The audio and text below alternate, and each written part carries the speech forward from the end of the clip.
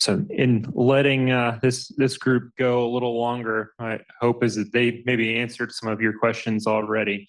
So the last item we have on the agenda is just a town hall open Q&A, and you can ask anything DSPO related. And if I can't answer it, phone a friend with the DSPO staff in the audience. And I think there may have been some questions already submitted through registration process. We can start with them. Chris, do you have those or? Okay. See. All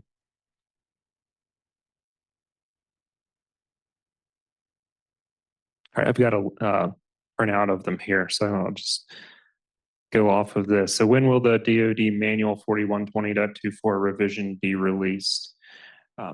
We've gone through multiple rounds with the DEPSOs as DEPSOs now, and we're now in stage 2 alpha in preparation for formal coordination. So we may have even heard from WHS while we're here this week, getting that back and so we can get it into the next step, moved on the formal coordination.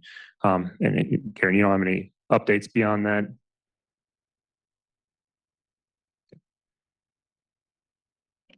Get back to us if they have any updates that we need to make before it can go to formal coordination. Yeah, so it's with Directors Division, and they will get back to us with any changes that need to be made. There's a question about QPD functionality updates. Right now, Tim, jump in if you have anything to add, but I think we're holding off on any major updates to QPD until we've gotten a little further along with assist modernization. Yeah, that's correct. We did have an update where some of you may have noticed we had some issues with getting information from SAM. SAM went ahead and switched their process over to using an API, which, getting back to the ATO discussion of trying to get an API approved in DoD, was kind of like reinventing the wheel, but we did get that. We are getting the information through. We have some tweaks we need to make, but that's kind of what we've been focused on. Yeah, thanks, Tim. Are we getting any questions in Q&A online yet? All right. Next one is, how do you stay up to date on standard development organization updates? So I think mentioned maybe a couple things already, but mainly through engagement. DSPO staff, myself, and several others are engaged in ANSI forums.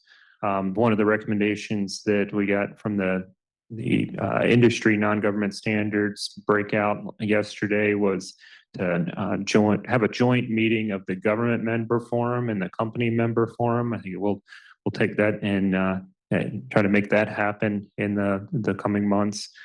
Tim is actually co-chair of the government member forum, and really to bring those two groups together to focus on what can we do together, how do we understand the demand signal for digital standards, and then what can the government do from our side, and working together also with the non-government standards bodies to together move towards publishing digital standards. NIST has also been very active in particularly in critical and emerging technology areas that were highlighted in the National Standards Strategy, in collecting information about where there may be gaps or where we are active in development of standards in those CETs or critical and emerging technology areas. At least for the government members, you can subscribe to regular updates from NIST. And then otherwise, we're really reliant on, because the DoD is so distributed in its in standards development, right? Our program is based on enabling technical subject matter experts to engage at the point of need with the standards development organizations that also have that expertise to together and develop standards. We're really reliant on all of your participation. And so one of the things we're doing is also working to get build better awareness of who is participating in the DoD, where, so that we can better collaborate across the department, maybe with other federal agencies as well, but also identify any gaps where we need to improve our participation. Any from DSPO staff, anything to add on that topic? Yeah, Michael, I'll be reaching out to the LSAs probably over the next couple of months. We sort of put together a spreadsheet on the original starting point was to work the top 10 SDOs that we adopt from. We've reached out to different groups and different people to try and get, what committees people are working on, what standardization concerns they have, in order to fill that. So we have a record of who's participating where.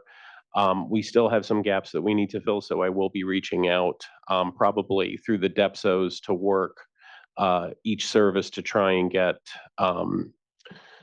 a drill down in terms of they would know better where their folks are, and then work at completing that. So that will be coming over the next couple of months. Yep, thanks, Tim. So the next question is actually maybe somewhat related, a little bit longer, so bear with me here for a minute.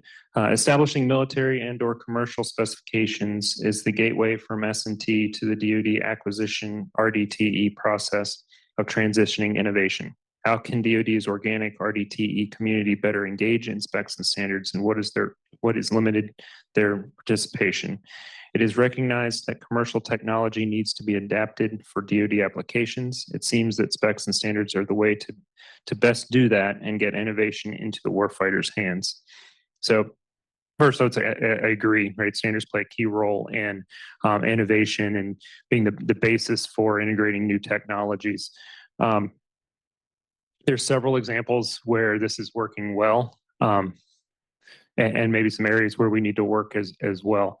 One of the areas I think it comes to the front of my mind where it's working well is, you heard from the CIO on 5G yesterday, the R&E Future G office and others from the 5G Future G, the cross-functional team are engaged in standards development with multiple organizations, 3GPP, ITU, and others.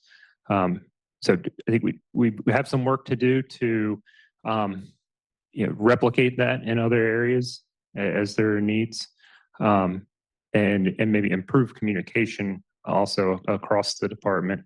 And it's challenging. We're a decentralized organization, and so as we see opportunities come up, we work to connect people with others that have similar interests or are working in their area. Any questions from the audience?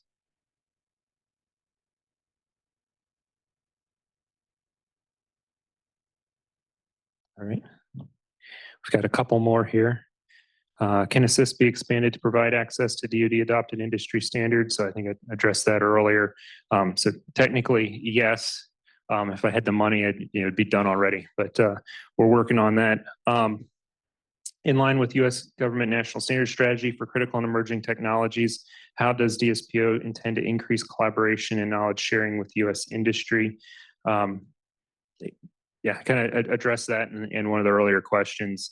One of the main ways we'll do that is working through ANSI, the collaboratives. Mary Saunders shared a couple examples of those, the joint GMF, CMF that will work to plan that in the coming months, but also just engagement in technical committees and at the council levels within standards bodies.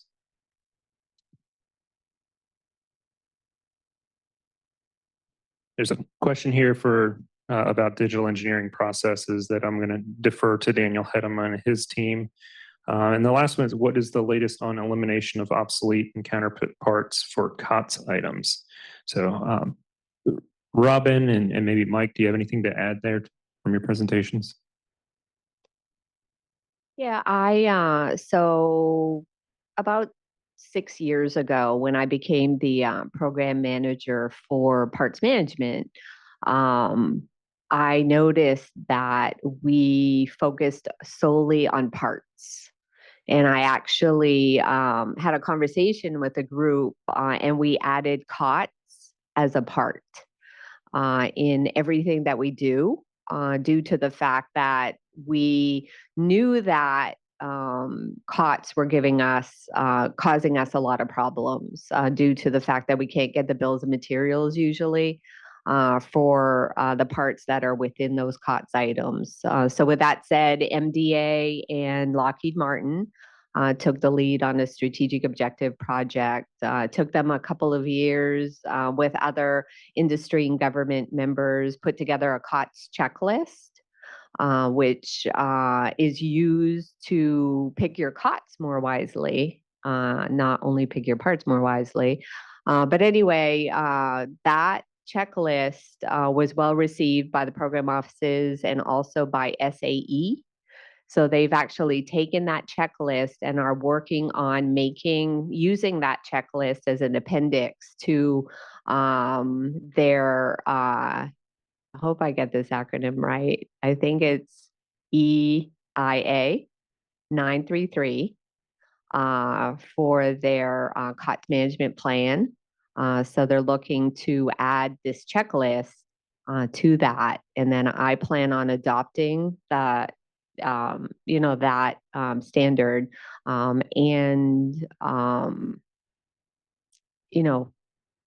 so that we can put that on contract as well. And we can ensure that we have oversight and industry is picking their COTS more wisely also. And then the EPMS system, hopefully, when it's expanded to more than just microelectronics, will be another system that we can use to ensure that we do that as well. I hope that answers the question. Mike, do you have anything to add? Fighting the mic. Maybe. No, I really don't. I need to do a little It's bit off more again. research. Is it off again? Oh my God.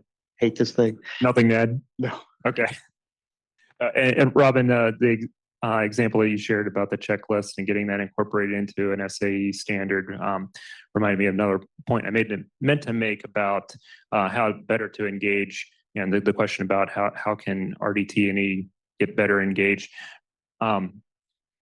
There's a desire right now, particularly when it comes to some of the critical emerging technologies, to move fast, right? Move quickly, develop new technologies, and some of that work is sensitive, maybe classified. I think one of the panelists mentioned yesterday. But we need to continue to reevaluate over time the standards that the DoD is using. So we should look to non-government standards first, determine, is there something out there that we can use that can be the basis for further innovation? If not, then where we need to keep moving, let's keep moving, developing technologies. But as that technology has other uses, either in the commercial world, as things can be released to the public and brought to non-government standards bodies, to consortia, we need to constantly reevaluate where can we do that to get more benefit from standardization. Because the more we're able to push standards to forums like our traditional standards bodies and the consortia, we're able to gain from the technical knowledge of others, from industry. And so I'm just asking you, think about, wherever you sit, what you in your programs, are there any efforts that maybe you haven't been looked at through that lens in a while? Can we take this to an ASTM or SAE or one of the international, the ISO or IEC or or maybe one of the consortia that we hear more about. Is that a fire alarm? No? It's just my cue to get off the stage. So, any questions? Can I just add to that? Another thing that I want people to think about, just because we couldn't do it in the past doesn't mean we can't do it now. Maybe the timing wasn't right. Maybe, COVID visibility has shown that magnifying glass and people's eyes have been open to a lot of things that we haven't been able to do. I say that because when I said, we can't get our bills of materials for COTS, some program offices are successful in doing that. So it's not, I don't want us to cower in the corner or, think that, we just can't deal with those types of things. We have some best practices programs that are doing a good job. You really have to build those relationships with those manufacturers and get them to communicate with you when they're gonna, obsolete or discontinue those COTS items. So I just also, I've just noticed that in the last 25 years, there are many things that we couldn't do or we tried, 15, 20 years ago that we were not successful in doing. And we are now successful. So I believe we have a lot of opportunities to make change right now and to change those things. Thanks, Riley. One more check. Anything online? No? You're just all eager for me to get onto my 30-page closeout. No.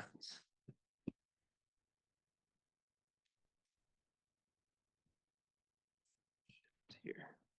All right. So I do have just a few closeout remarks here. I just want to first thank everyone, all the attendees and everyone who made this conference possible. Just want to express deepest gratitude to all of you who had a part in bringing this together. Just heard a lot of great feedback from those here the past couple of days.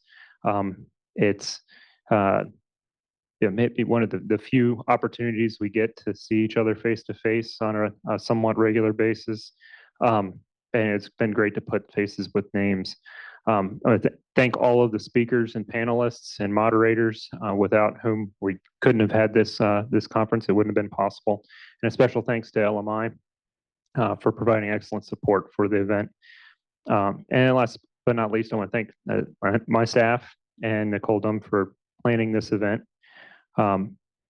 As we've heard over the past 3 days, standards are recognized as a key enabler for innovation and interoperability.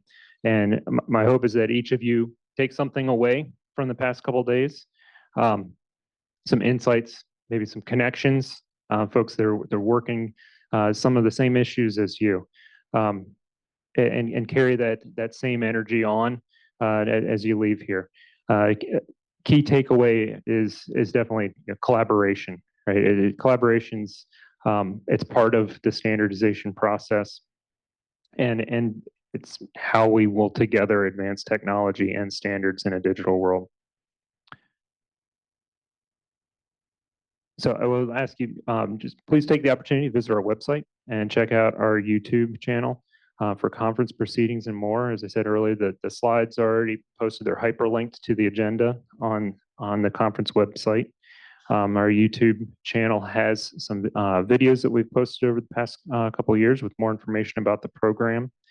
And we'll continue to provide updates for upcoming events and training opportunities there on our website.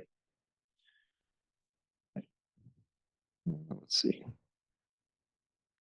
And also, Jim had to leave to catch a flight, but also want to just make a brief plug for the DAU communities of practice and the standardization resources that we have available there. Shortly after the event, we will be sending out a survey to everyone who registered. Please complete the survey. We value your feedback and look to that survey and making this event, the next event, even more useful, valuable for you. So again, thank you for attending and safe travels to everyone out there in the wet weather.